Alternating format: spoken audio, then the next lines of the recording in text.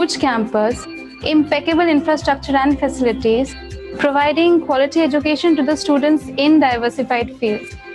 Now, this was the dream of an IITian, which turned into a beautiful reality and became probably one of the most decorated names in the country. When the mind is without fear and the head is held high, very rightly said by Sri Rabindranath Tagore, taught and followed by our institution, I would say IPS Academy does not only impart knowledge in the form of this institution of education, but it also makes sure to broaden the horizons of thought and character of the students who belong to the IPS family. Indeed, very lucky to be a part and change students' lives. Institute of Business Management and Research. The need of managers in organization is continuously increasing, as well as the expectations from managers are continuously changing. IBMR, IPS Academy is meant for those who want to shape their career in business management and excel in it, and offers MBA degree such as MBA Core, International Business, Business Economics, Tourism Management, Working Executive, PGDM, PhD in Management and Economics. This institute helps students to become proactive learners and positive catalysts to change. IBMR has been ranked in the band 51 to 75 by Ministry of Human Resource Development. Even this college has been consistently ranked in top 50 institute in India, being leading business magazine. IBMR provide various facilities like library, well-equipped classrooms, computer lab with free Wi-Fi, seminar hall, etc. School of Hotel Management. It was established with the aim of producing professionals through rigorous learning and training processes, and offers degree in Bachelor in Hotel Management, BBA in Hotel Management. Students are provided with class training inside the college campus, which is practiced in kitchens, restaurants, bar, reception counter, housekeeping guest rooms, computer lab with IDS training package. It provides all facilities of students at its best. School of Finance.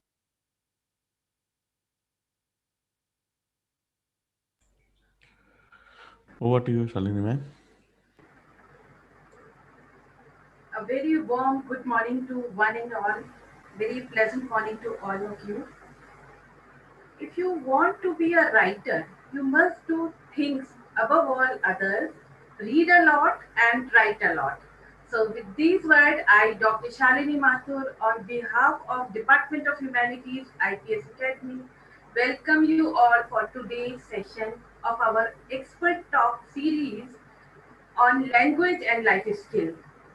Today's talk is on effective writing skills, and we have Dr. Malavika Sharma with us as expert speaker for this session. The topic for to talk is metacognitive strategies for effective writing. Welcome, ma'am, virtually to our institute.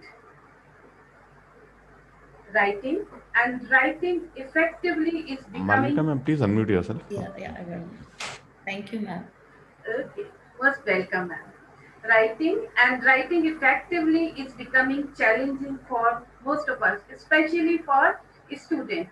It is normally believed that being a good writer is 3% talent and 97% not being distracted by the internet, and which is very challenging for everyone in present time. But at the same time, we all know that effective writing skills opens up various opportunities for us in our professional journey, whether it is a letter, report, or any formal document.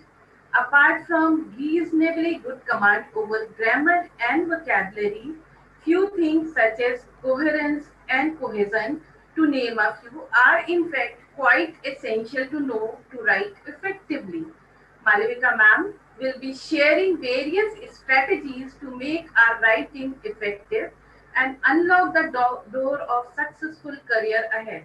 Now, I invite Dr. Shalu Manuja to introduce our speaker. But before I hand over this mic to ma'am, I would like to share a few important things with all the participants. That and this is that there will be a feedback link posted at the end of talk. You will get certificate of participation after filling that link.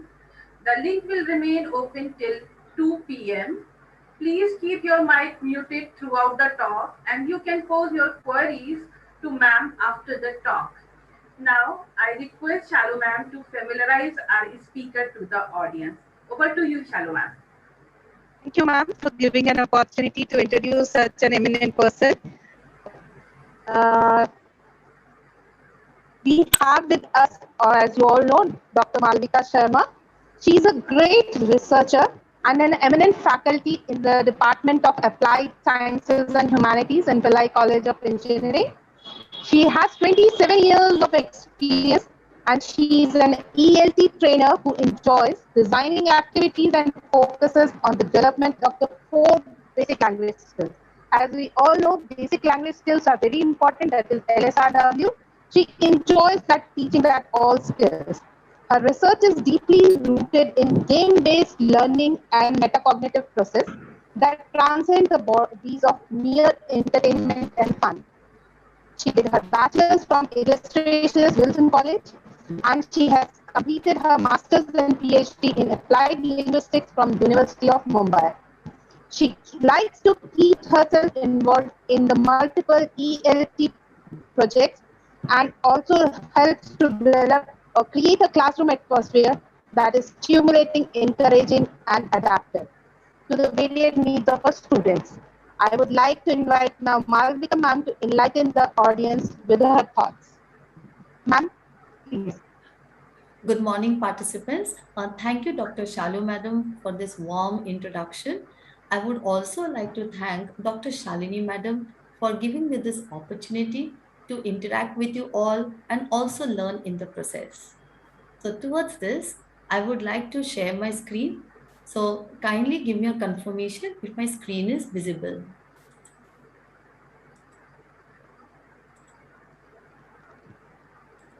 Yes, ma'am. Your screen is visible. Please. Yes, ma'am, your screen is visible. Thank you, ma'am. So today I'll be sharing my views on metacognitive strategies for effective writing. So first I will talk about the objective of my presentation. So here I will introduce the concept of cognition and metacognition, and then I will enable all of you to understand the difference between cognition and metacognition, and then also enhance the concept of cohesion and coherence in writing and help the learners to apply metacognitive strategies in writing. So I would like to differentiate the concept of cognition and metacognition with the help of a pictorial representation. So here we can see in the picture that the cognition is the mental processes involved while writing, whereas metacognition actually involves the thinking process, that is thinking about our cognitive process or thinking about thinking. So let us understand these two concepts in detail. So first we will talk about cognition. So according to the dictionary definition, cognition is the mental action or process of acquiring knowledge and understanding through thought, experience, and the senses. That is, the cognitive process involves the mental processes in order to gain knowledge and comprehension. So there are many processes that is included in order to acquire knowledge. So let us discuss them one by one. The first is the process of perceiving, or it is also called as the process of perception. In this particular process, we acquire information through our sense organs, and then we apply this information in our day-to-day communication with the people in the world. So we learn with the help of our sense organs. Then the next process is recognizing. Recognizing is the ability to gather information from the environment, that is when we observe information around us or the objects around us, and we tend to acquire information from what we see around us. And then the next process is conceptualizing, that is relating the pictures and words to represent other objects. And then, of course, the process of learning, which is related to the logical thinking development, or to the process of developing our concrete thoughts. This process actually takes place when we try to learn new things from the environment, of course, and we also try to implement this or try to synthesize this information and then integrate this information with the prior knowledge. So having developed this prior knowledge, we'll definitely go on to the next process, that is the process of reasoning, which is also included in the process of thought. Now, the process of thought implies that we are going to use this thought process in order to develop our problem-solving skills. We also tend to develop our the skill of reasoning. And this skill actually helps us to think scientifically, organize information in a systematic order. And then comes the skill of problem solving, or the process of problem solving, whereby we are able to identify a problem and also solve a problem. Then comes the skill of memory, which is one of the most important skill in the cognition, in the development of cognition, and that is the ability to store information and retain that information and also recall the information when we require to use it in the process of solving a task. And then comes the process of language. The language is the process of communicating with people using the spoken or the written words. And if we are able to communicate effectively, we are able to connect to our environment. That is, we are able to connect with our receivers. So we are able to understand our receivers better, and the receivers also understand us better. So having understood the process of cognition, of how we acquire information, let us now move on to the process of metacognition. So what is metacognition? The word metacognition is derived from the root word meta, which means further or on top of. That is, it is further related to cognition, or it is on top of cognition. That is, it is a higher order skill. Now, there are people who acquire this metacognition skill through their experiences over the years, but it is not a common factor for all of us. We all require to be trained in how to use this metacognitive skills for our own development.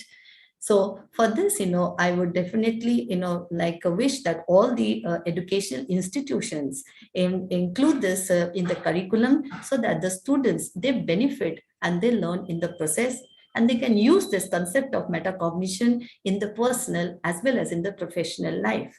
So let us understand the different processes which is involved in metacognition. The first is metacognitive knowledge. Metacognitive knowledge includes the knowledge about the cognitive process, and that is knowledge about the thinking process. So what we think when we write, so we should have the knowledge. And then it also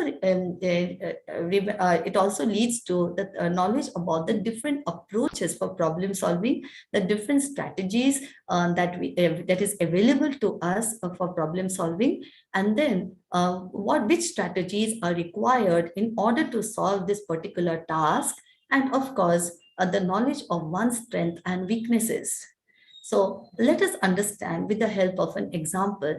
Suppose if a learner has the knowledge about the different strategies for reading a textbook, and he also has the knowledge about how to monitor and check his comprehension as he is reading. So what he will do is he will try to find out his strengths and weaknesses pertaining to the task. Suppose his strength is that he has a fair amount of knowledge about a particular chapter in the textbook, that is his strength, and that he's interested in the topic, so that becomes his motivation.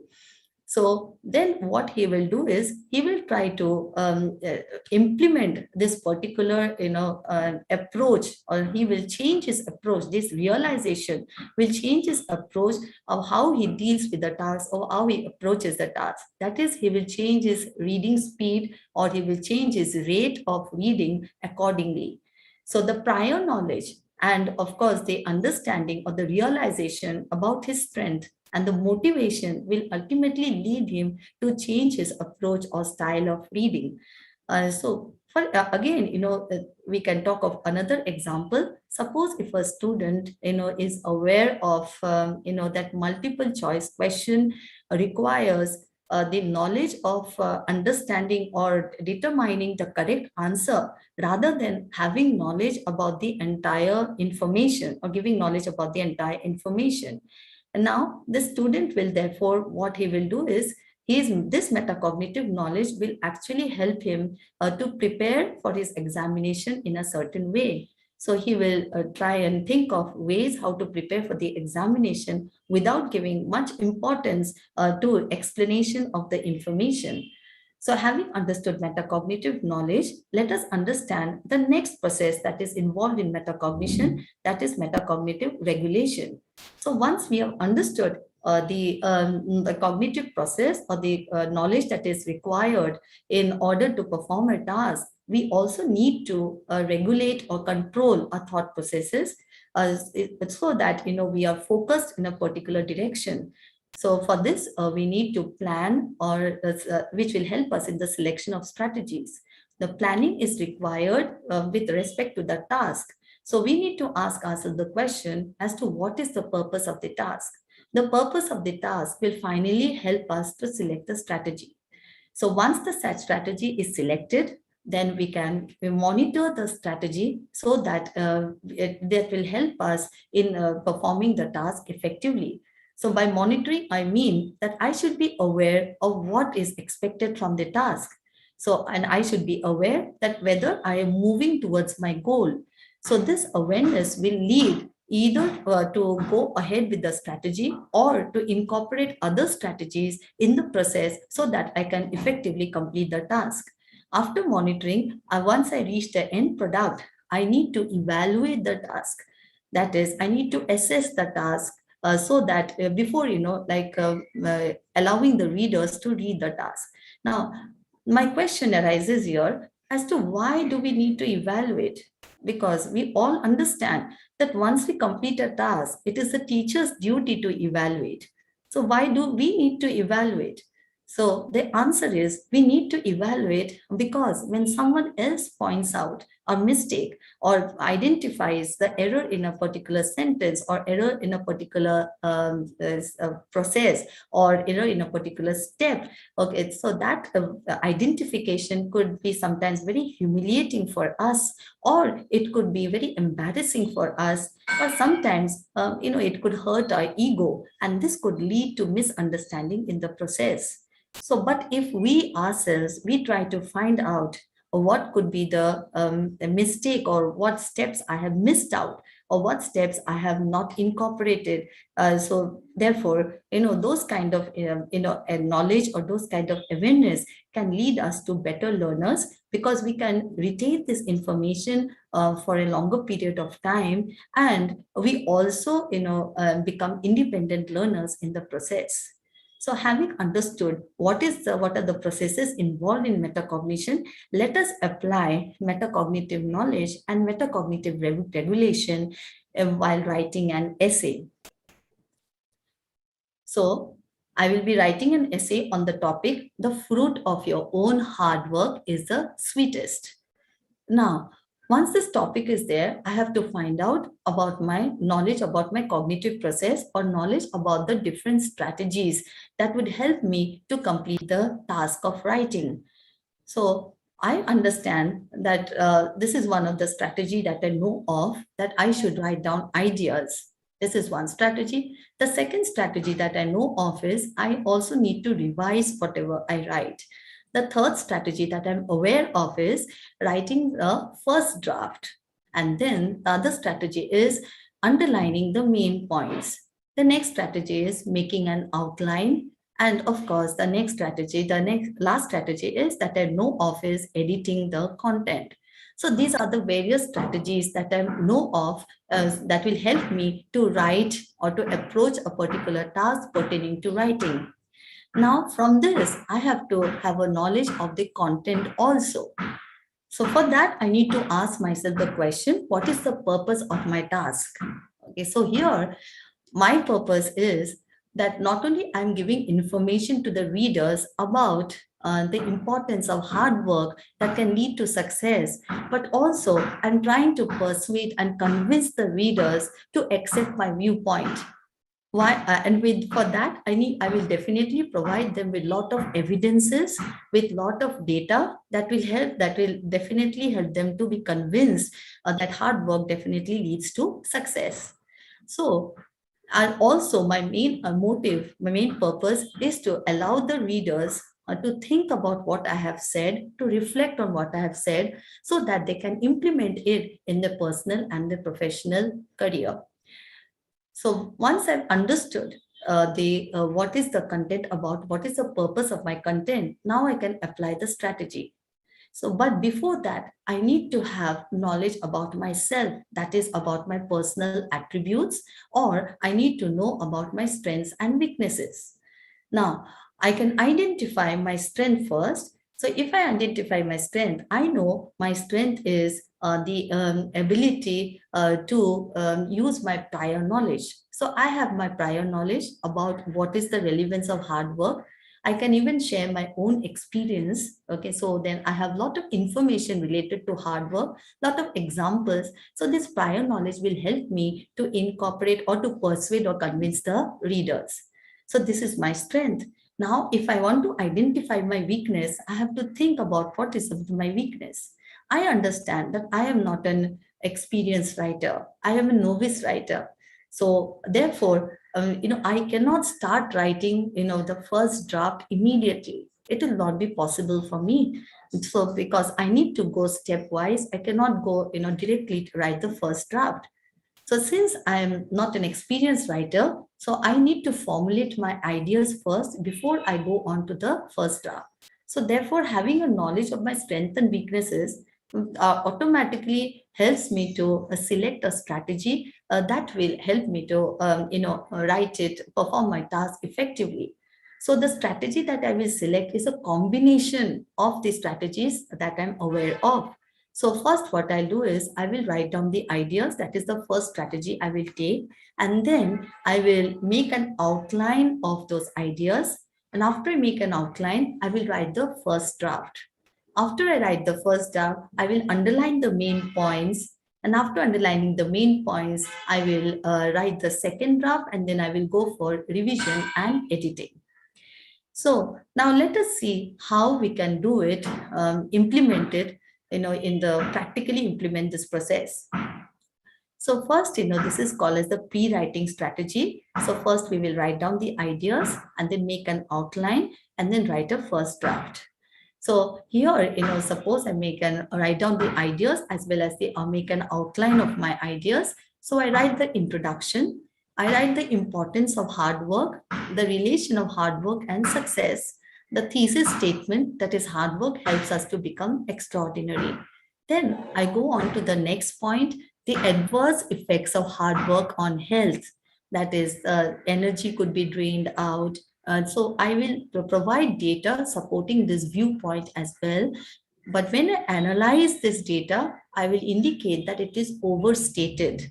And then I will go to the third point, that is the positive impact of hard work on self-development. So there's a change in approach, that hard work can lead to a person, thinking of new strategies and trying out new things. And then I will conclude by saying the summary of my key points and the value of hard work. And also I will hint on the need for optimism to embrace advantages of hard work. So after I have written down the outline of my ideas, then I will try and write the first draft. So next we move on to the first draft. So in this first draft, I will include ideas like hard work is the most important key to success. achievements without hard work are impossible. An ideal person can never gain anything if they sit and wait for a better opportunity to come. The person who is working hard is able to gain success and happiness in life.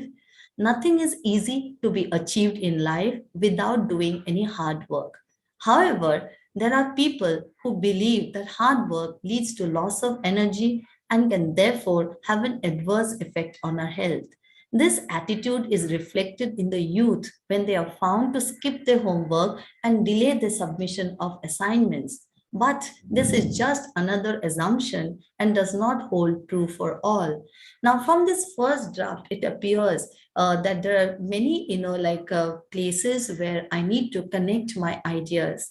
And I also need to change my paragraph so that I'm helping the readers to understand the content better. So here I will try and underline the most important points that I can include in my second draft. So the next strategy would be to underline the important points. So while writing strategy will include underlining the main ideas in the rough draft and then writing the second draft. So here I have underlined the main ideas, which I think, they are important for me to incorporate in the second draft. And once I underline these ideas, then I move on to the second draft. So in the second draft, what I do is I begin with a quote. So after understanding that in the first draft, what is missing, maybe if I could have, started with a quote, a quotation, from well-known person, well-known writer, so it would have been more effective. So I start with a quote. Ideas do not work. It is you who has to do the work, as said by Manoj Arora. Hard work, as we all understand, is the most important key to success. Even the talented and the extraordinary people believe in hard work. We have examples of Michelangelo, Charlotte Bronte, Abdul Kalam, Abraham Lincoln, to mention a few. However, there are people who believe that hard work leads to loss of energy and can therefore have an adverse effect on our health. It will damage our creativity and we will be demotivated. But this attitude reflects our laziness, which is clearly evident in the youth who tend to skip homework and delay the submission of assignments. Now, here I find that I have written the second draft, but there is a lot of scope of where I need to revise my content and also edit my content sentence-wise. So the post-writing strategy includes revising your content and as also editing it sentence by sentence.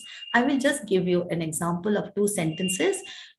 We can proceed with the, you can proceed later with the other sentences. And so here, suppose if I have included a quotation from Manoj Arora, but the way I have put it is not the appropriate manner. So if I write it in this way, writer Manoj Arora in his book, From the Rat Race to Financial Freedom, wrote, ideas do not work. It is you who has to do the work. This becomes more effective because moreover, I am acknowledging from where I have taken the quote or from where I have taken the content. So therefore, that becomes very essential. The acknowledging part is essential while writing, and also it definitely gives credibility to our work. So, so this is important, and then I will relate it to the quote. I will relate my next sentence to the quote by saying like this: hard work is doing work very seriously by putting the maximum needed efforts. And in this way, I will continue to edit each sentence that I have written in my second draft so as to make it perfect, and thereby I will then share it with my readers who can read and have a better understanding of my thought processes. Having understood the relevance of how to use the metacognitive knowledge and the metacognitive regulation in our writing, let us now move on to the characteristics of effective writing. So for effective writing, every writer should have a defined purpose. I already told you, so any task that we are given, we need to identify the purpose so that we have a clear understanding what is expected from the task. So a writer should also define his purpose of writing, whether he is writing in order to entertain the readers, whether he's writing in order to impart information, or whether he's writing just to share his views with the readers.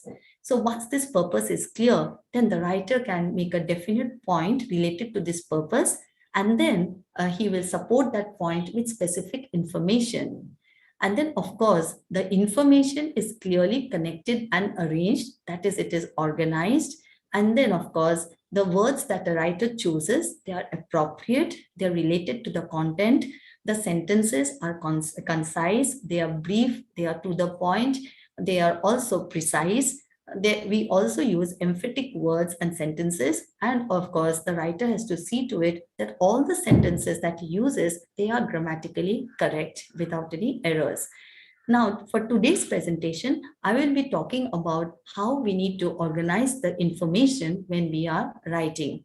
So for this, I will take you to the next slide, that is the concept of cohesion and coherence. So let us understand the concept of cohesion here. Cohesion is the ability to use the grammatical and lexical linking within a text or a sentence. Now, let us understand this with the help of an example. Suppose if I have a sentence like this: perching on a branch, the eagle shrieked. Now, in this particular sentence, we can see that there are different types of words that are used. For example, we have perching, we have branch, we have eagle, we have shrieked, and we also have the preposition, the articles, and the determiner. Now, we want to find out to which category these words belong to. So, perching, branch, eagle, shrieked, they belong to the category of the content words. The content words are words which have meaning even when isolated from the sentence. So if I isolate the word branch from the sentence and I use the word repeatedly, if I say branch, branch, branch, all of you will understand that I am conveying some meaning. But if I similarly with perching, eagle, and shrieked, they can be understood or they have meaning even when isolated from the sentence. So these words are indeed the ones that actually help the readers understand the meaning, or helps the writer convey meaning to the reader. Now, let us understand the other types of words, that is the preposition, the article, and the determiner. These words are called as the structural words, or even they are called as the grammatical words. Now, these words, when they're isolated from the sentence, they do not have any meaning. For example, I might say on, but there is no meaning that is conveyed. It is the meaning is there only when we use it in a sentence. So in fact, the structural words actually helps us to combine two or more content words together. And this combination is called the use of cohesion or the use of cohesive devices. Now, similarly, let us go on to the lexical linking. Lexical linking means linking with the help of words or vocabulary. So the words that the writer uses, they have to be associated with one another. There should be meaning with one another. So if I'm talking about an eagle, so I have to use words in such a way so that the meaning is conveyed over why did the eagle shriek and from where did the eagle shriek. So this is called as the lexical linking. And all this linking actually helps one to hold a text together and gives meaning to the text. So having understood cohesion, let us move on to the next concept, that is coherence. Now, the coherence is related to the logical bridge between words, sentences, and paragraphs. That is, our ideas are connected or organized in a systematic manner so that they flow, they have a continuous flow without a jumping or a break in between. Now, this coherence is possible only with the help of cohesive devices. So when we are writing our ideas, we have to use the cohesive devices correctly so that our ideas are conveyed, in the appropriate manner. So there is a clarity of expression. So let me give you an example. Suppose if I want to write, an outline of a report, okay, so I can start by writing introduction, then I'll write the background, and I'll write the thesis statement. And then I'll go to the first topic, and then I'll also provide supporting evidence. I can move further. I can go to the second topic, third topic, and so on. And then at the end, I will come to the conclusion where I will write the summary of what I have written in the entire report. So this is the way, my ideas should flow. Now it is said that coherence is possible only when we use cohesive devices appropriately. But we might have passages where all the cohesive devices are used, but there is no coherence. So there is no organization of ideas. In fact, both of them are interdependent, but sometimes there could be cohesion, but there's a coherence might be missing in the process. Okay, let us understand the cohesive devices used by the writer while writing. So first we will deal with pronouns. As we all know, pronouns actually helps us to replace a noun, and it is also called a substitution of a noun. Now the pronouns actually are used so that we can avoid the repetition of a noun. And also this repetition will finally lead us to make the text more, the repetition can lead to monotony of a text. But if we try to avoid this repetition, it will be more interesting for the readers to understand. Then, of course, it reduces the wordiness. So when we use a pronoun, it reduces the wordiness of a noun. Otherwise, we keep repeating the noun over and over again. It becomes very boring. The next cohesive device is repetition. Most of the time, you will find the writers repeating a particular word or a particular phrase in a sentence or in a paragraph. This repetition is done in order to emphasize the main point, or this repetition is done in order to draw the attention of the readers towards a particular aspect. So this actually helps in readers' understanding. So we will talk about all this in greater detail. I will give you examples so that you understand how to use the cohesive device in your writing as well. So anaphoric reference is the next cohesive device. So anaphoric reference refers to when the writer uses certain words in order to help the reader refer back to what he has already said, so that the readers, they are interacting with the writer, and also they are trying to remember or recall the information that was already stated earlier by the writer. So this actually is a tool that enhances the memory. And also we use the definite article the most of the time while using anaphoric reference. Now, the opposite of anaphoric reference is cataphoric reference. The cataphoric reference refers to the information that the writer will be saying in future. So the certain pronouns could be used, certain words could be used that could help the readers to predict what information the writer will be giving in the future. So this cataphoric reference actually helps in improving the prediction skills of the reader. Next, now we move on to the concept of the cohesive device of sequencing. The sequencing of cohesive device leads to better understanding. That is, when we list information systematically, then we are actually helping the readers understand the information with much clarity. I will be dealing with examples, of course. Then the last cohesive device that I'll be talking about is the device of omission, which is called as ellipsis. This ellipsis it can be done within a sentence, or it can be done by just omitting a particular word in a sentence.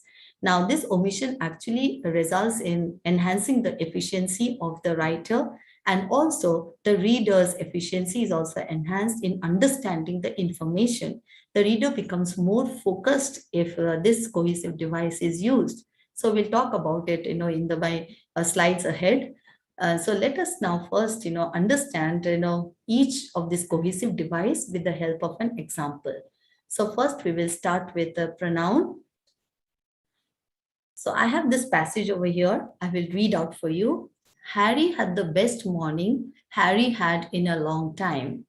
Harry was careful to walk a little way apart from the Dursleys so that Dudley and Pierce, as Dudley and Pierce were starting to get bored with the animals by lunchtime, wouldn't fall back on Dudley and Pierce's favorite hobby of hitting Harry. Harry and the Dursleys ate in the zoo restaurant, and when Dudley had a tantrum because Dudley's Knickerbocker Glory didn't have enough ice cream on top, Uncle Veron bought Dudley another Knickerbocker Glory, and Harry was allowed to finish the first. Harry felt afterward that Harry should have known that the joy was all too good to last. After lunch, Harry and the Dursleys went to the reptile house. The reptile house was cool and dark, with lit windows all along the walls. Behind the glass, all sorts of lizards and snakes were crawling and slithering over bits of wood and stone. Dudley and Pierce wanted to see huge, poisonous cobras and thick, man crushing pythons. Dudley quickly found the largest snake in the place. The largest snake in the place could have wrapped the largest snake's body twice around Uncle Veron's car and crashed the car into a trash can. But at the moment, the largest snake in the place did not look in the mood. In fact, the largest snake in the place was fast asleep. Oh my God, I found it rather difficult to read the passage and also understand the passage because there is so much of repetition of the nouns, and therefore it made it quite difficult to actually understand the main message that is conveyed by the writer. So if I rewrite this passage with the help of pronouns, replacing the nouns with the help of pronouns, it becomes much more easier for us to understand. Let us see what happens when we replace. So if I read it once again, Harry had the best morning he had in a long time. Instead of saying Harry had in a long time, I say he had in a long time. It becomes much easier to understand. Instead of saying Harry was careful to walk a little way apart, I say he was careful to walk a little way apart. So from the Dursleys, so that Dudley and Pierce, who were starting to get bored, instead of saying, so the Dudley and Pierce, as Dudley and Pierce were starting to get bored, okay, that becomes very difficult to understand, to relate it. So I say, who were starting to get bored with the animals by lunchtime wouldn't fall back on the favorite hobby of hitting him. So I use the pronoun him again instead of using Harry. They ate in the zoo restaurant instead of saying Harry and the Dursleys ate in the zoo restaurant. And when Dudley had a tantrum because his Knickerbocker Glory didn't have enough ice cream on top, Uncle Veron bought him another one and Harry was allowed to finish the first. Harry felt afterward that he should have known it. Instead of Harry should have known it, I have replaced the word Harry with he. And so after lunch, they went to the reptile house. So instead of saying, Harry and the Dudleys, Dursleys, they went to the reptile house. And here I replace the it, instead of writing the reptile house again, I write it. It was cool and dark in there with lit windows all along the walls. So in this manner, if I replace, the words with the appropriate pronouns, it actually helps me to have a better understanding of the passage. And this understanding will finally lead me to communicate with the writer, interact with the writer in a much better manner. So with this, I would like to share a link with you in the chat box. Please click on the link. You will be directed to a Google form, and I would like you to answer a particular question or complete an activity on the Google that is given in the Google form. So for that, I will give you 10 minutes. So first, let me post the link.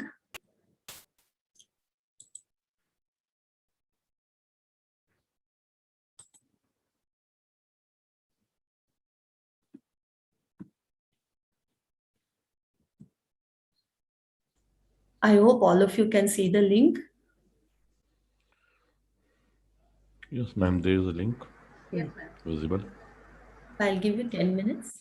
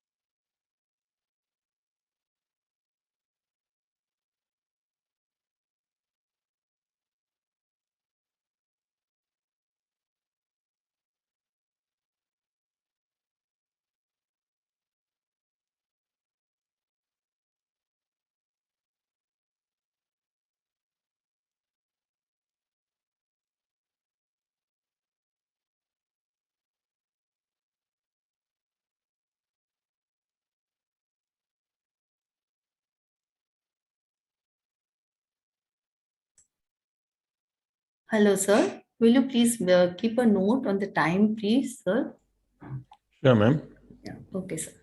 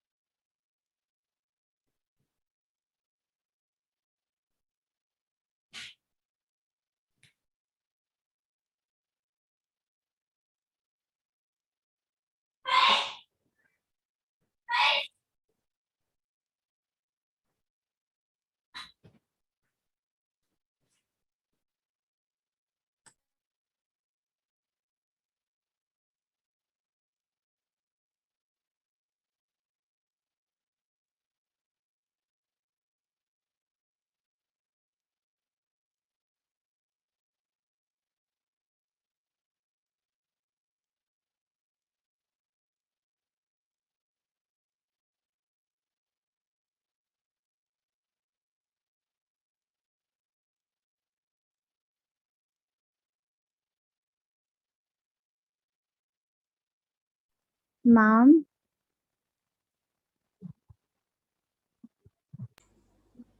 Is it time, ma'am? Ma'am your answer में meaning लिखना है कि आपने क्या समझा उस paragraph को read करके. Sorry, I didn't understand. What is it? Ma'am उसमें एक पैराग्राफ दिया और नीचे लिखा है योर आंसर. तो अपन ने क्या मतलब उस पैराग्राफ का मीनिंग वो अपन को योर आंसर में वो No, लिखना है.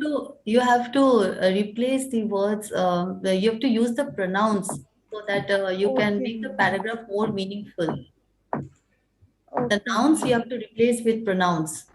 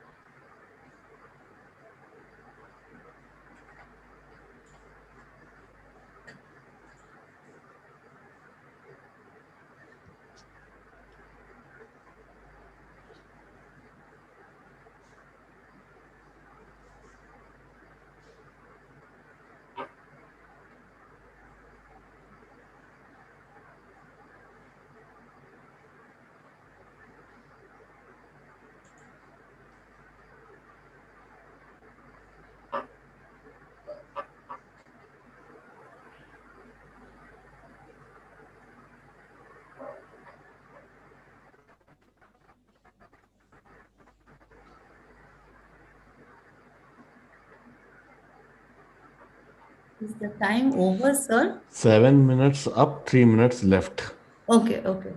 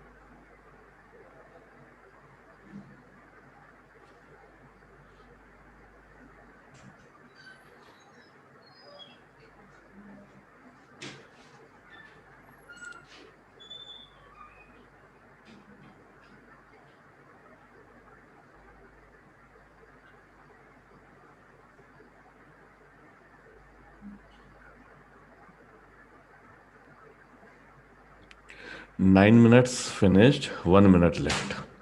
Okay, sir.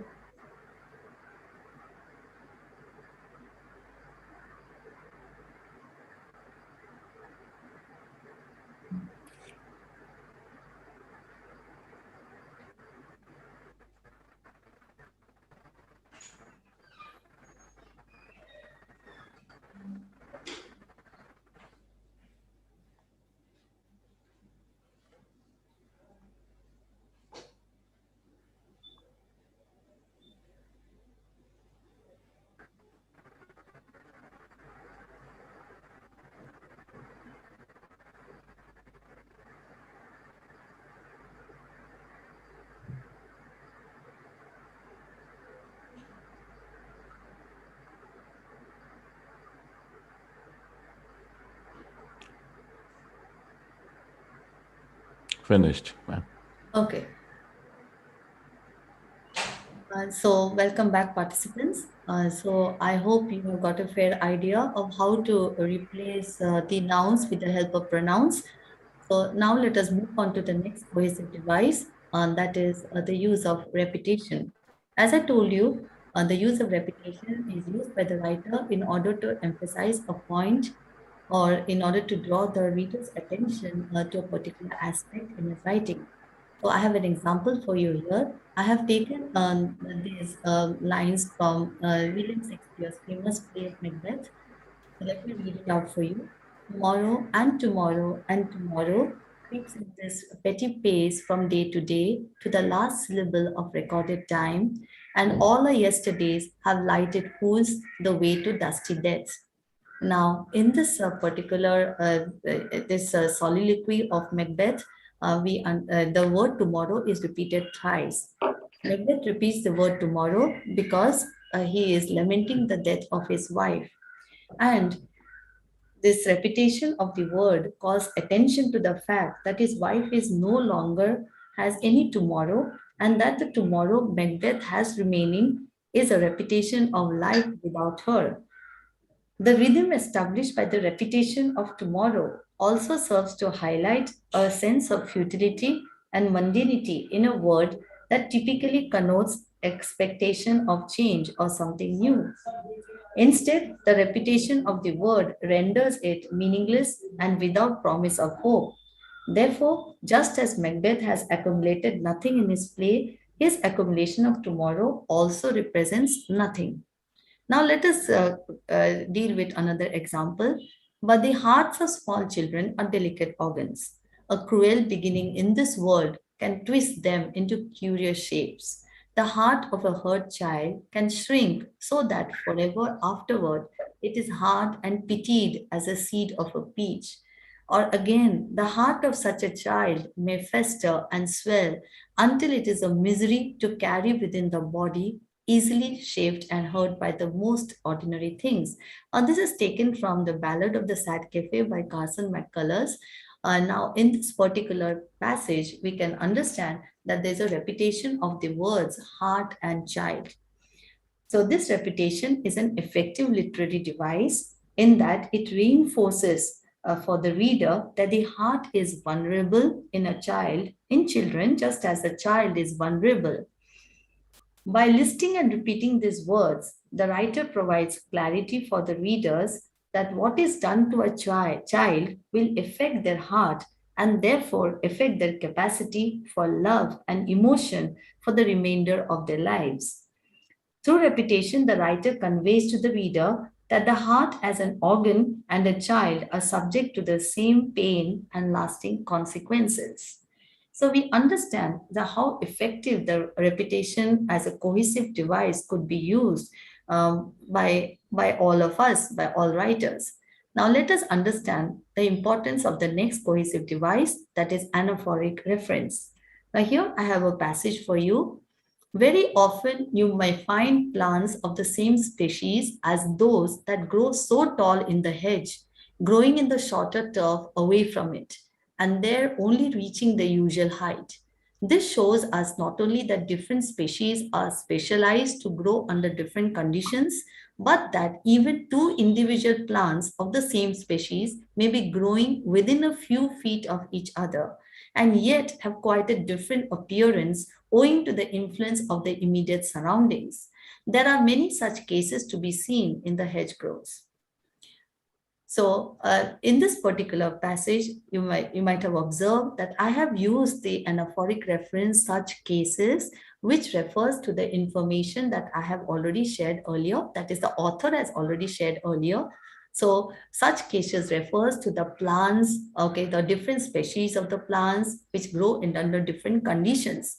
So by using the anaphoric reference, I am allowing the reader to refer back to what has already said by the writer, and this will definitely enable the reader to understand the concept better, the idea better, and it also will enhance the memory of the reader.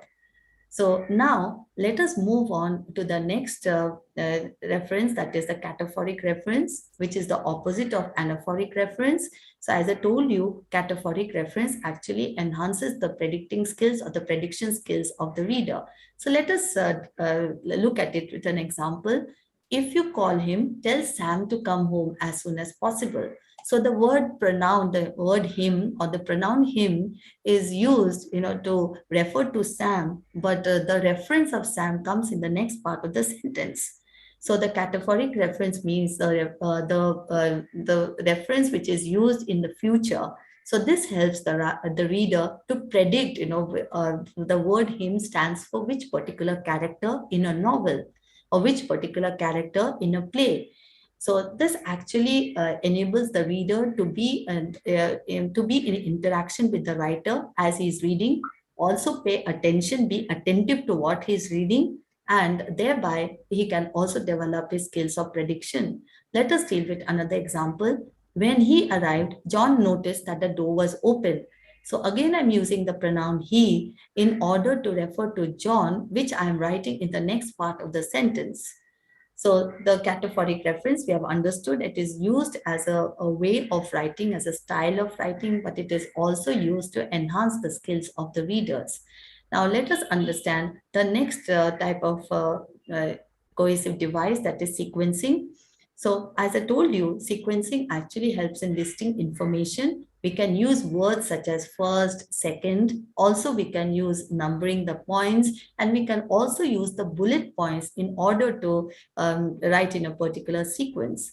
So this is one example. Suppose, I have written, all these points in the bullet form. Select one of the following delivery options. Define the importance of a message, confirm delivery of a message, change the delivery priority of a mail message, prevent copying or forwarding of a mail message, spell check the message, prevent receipt of out of office messages from others, add a mood stamp to a mail message. So when I list information in this manner, it gives clarity to the readers. They can understand the concept better.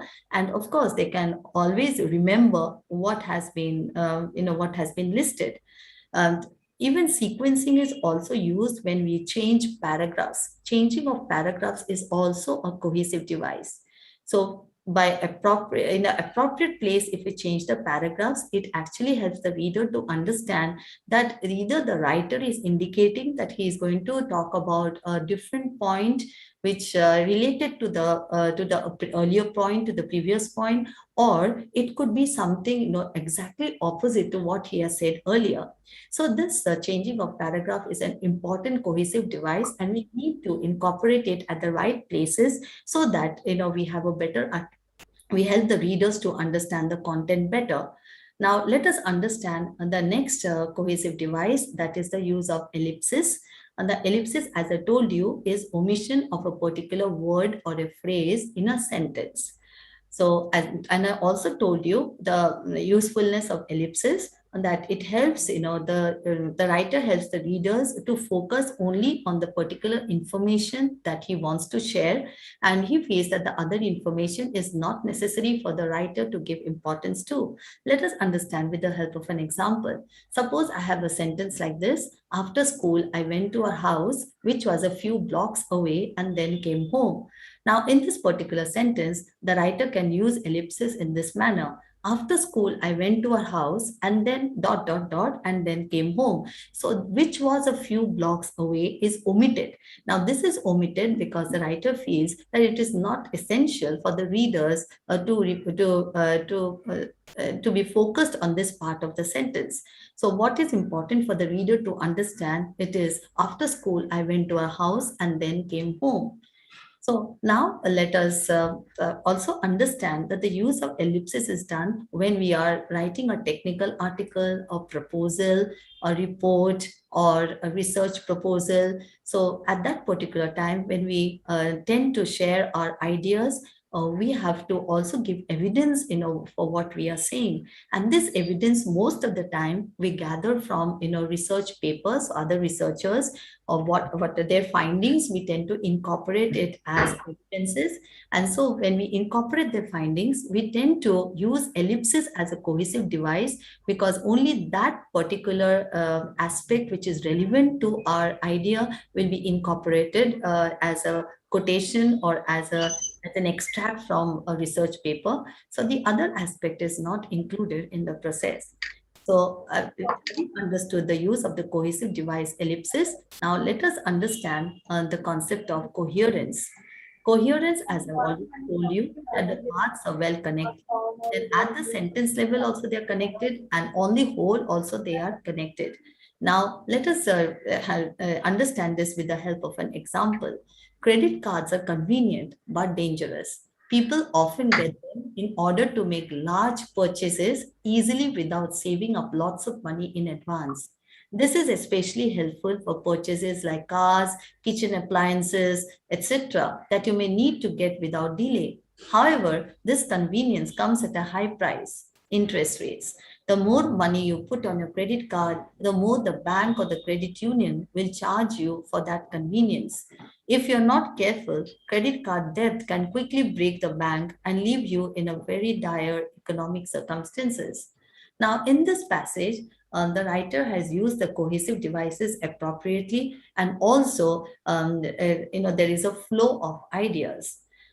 So when we read, we understand what the writer is trying to convey. But at one particular point, we can find out the writer has not given any hint or any clue towards this aspect. So he is talking about interest rates. Now, interest rates, if the concept is not clear to the readers of what are interest rates, the readers might find that the paragraph is not coherent, as the writer does not give any hint or clue. If a reader is familiar with the concept of interest rates, for him the passage is absolutely coherent. So he is able to understand what the writer is trying to convey. Now, sometimes, we have to also understand the writer, tends to visualize the reader and make certain assumptions about the reader. So therefore, sometimes he also, tries to allow the readers, to make certain predictions or use, information, try to gather information on their own, because it may not be possible for the writer to always, cater to the needs of the readers. So similarly, this happens, when we read a passage or read a novel, and there could be, words that we are not familiar with. So maybe the writer has not given a clue or a hint, but then it is the duty of the readers to go and find out more information about that particular word, to understand the meaning of the particular word, and then see how it can be related to the particular context. So therefore, as far as the different types of readers are concerned, some readers will feel that this passage is coherent, some readers will feel that this passage lacks the coherence because the writer has not given any clue to the word interest rates. Now let us now understand what could be the metacognitive strategies in writing. So how could we, think of the strategies, that we need to write, while writing a paragraph or an essay, a technical article, a report, or a research proposal, and so on. First of all, we need to list the strategies that we know of. So listing the strategies are very important because that will help us to identify or select the particular strategy that will be useful in order to perform the task. Then comes the identify the purpose of the task, which is again a very important aspect. So most of the time we just do the task without trying to find out what is the purpose of the task, or asking ourselves the question, why am I writing this? So it is essential for us to identify the purpose, because that purpose will finally help us to select the strategies that we are aware of. Then select the strategy appropriate for the completion of the task. So, and then we also ask relevant questions while performing the task. Questions like, what do I know about what I'm writing about? And then what do I need to research? So I know I'm writing about something. Is it necessary for me to do further research so that I get concrete information about the particular topic? And then what do I want to say about what I have learned? So what I have learned, what do I want to say? What do I want to communicate? And of course, the next is my message coming across? And then are my ideas arranged systematically? Have I used the cohesive devices to link my ideas? And is there a need to revise my sentence construction? Have I changed the paragraphs at the appropriate places? And have I used the punctuation correctly? So all these questions will help us to not only regulate our the cognitive process, but also it will help us to have a better knowledge about our cognitive process. And having understood the strategies, so let me now talk to you about the advantages of metacognitive strategies. First advantage is that it leads to lifelong learning. As I told you earlier, the moment we start, learning on our own, we tend to retain that information for a longer period of time. So the moment we start, understanding our thought processes, we are aware of whatever strategies we know about or we are acquainted with. So we can use, select the strategies that is appropriate for the performance of the task, for the completion of the task, and that could actually lead us to lifelong learning, because we will always retain this information for a longer period of time. And then we also become independent learners. So when we are dependent on the teachers, what happens is, the teachers provides us with notes, the teachers gives us all the information. In the process, we just tend to memorize that information without giving a thought to what we are learning. So this does not help in actually using the strategies or using information to newer situations. So when we learn it on our own, so we can use this, the use of this strategy in a newer situation. And while we are, selecting, the strategies from our knowledge base or from the cognitive process, then we are also trying to come up with new strategies. And these new strategies will actually help us to explore or to try and implement it in newer situations, and that will be more effective for us.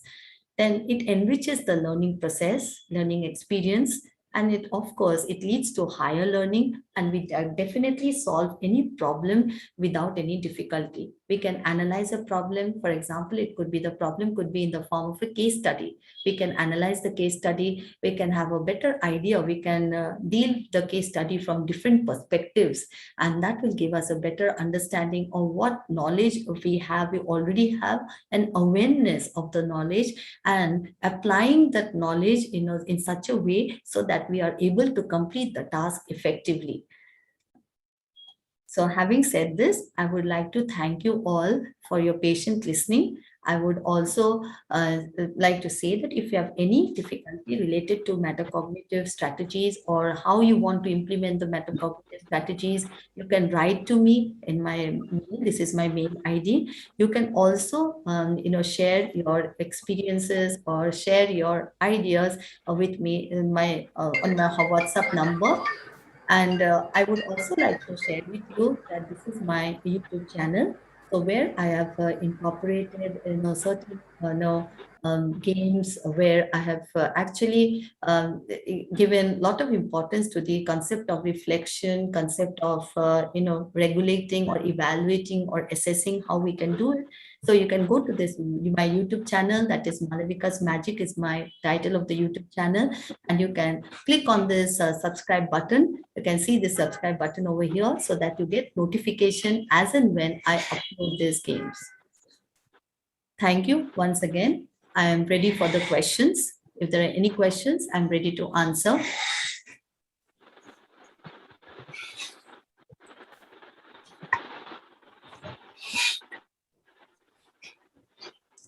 Yes, anybody? Students, you can post your queries in the chat. Yes, anyone, if any student is, am I audible? Yes, yes, yes. If any student want to ask something, please go ahead. Any one of you? Ma'am, may I? Yeah, sure. Good afternoon, ma'am. I'm Nutan Shukla. I just want to ask that is it necessary to implement metacognitive strategies each and everywhere if we are writing something or if we are presenting something? Yes. Can I answer this question? Yeah, sure, ma'am. Yeah. Okay. Yes, it is essential to implement metacognitive strategies even during before preparation of your presentation, when you're writing something, even in your personal and in your professional life. It is essential because with the help of the knowledge of your understanding or the knowledge of your cognitive process will definitely help you to give a good performance or regulate the performance of your task, and that is very important. Most of the time, we are so much dependent on, the teachers helping us how to, like frame a correct sentence or how to organize our ideas. But if we use a metacognitive knowledge, then we can always, try and learn this on our own. We don't require, somebody to help us. Okay, the teacher can guide us, how to use the metacognitive strategies by allowing us to, ask the appropriate questions that will help us to implement the metacognitive strategies. But it is applicable in all cases. Thank you so much, ma'am. Thank you. Thank you. Yes, anyone of you, if anyone of you are interested to ask a question to ma'am, because this is a very nice opportunity to discuss your queries. Anybody of you? Okay. Last but not the least, I would like to express my heartfelt thank you to ma'am on behalf of IPS Academy and the Humanities and behalf of the Humanities Department. I would like to say thank you to all my colleagues, participants, and all the great students, those who have participated. And ma'am, thank you very much to sharing your enlightened knowledge with us. That's very nice to listen you. That has given a brain ability exercises to us, how to think, how to draft things, and how to write, and that is related to a little bit of mental exercises that students may think first of all whatever they were doing in a thinking process. That's very nice to listen you, ma'am. Thanks a lot. Thank you. Thank you, ma'am. Thank you.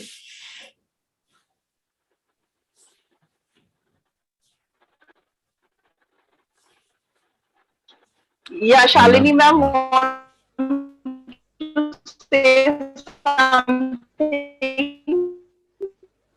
Shalini ma'am, please unmute yourself. Yes. Thank you, ma'am. Thank you very much for such a wonderful presentation.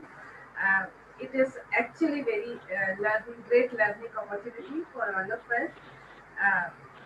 And what else? I'm also thankful to all the people involved in this activity.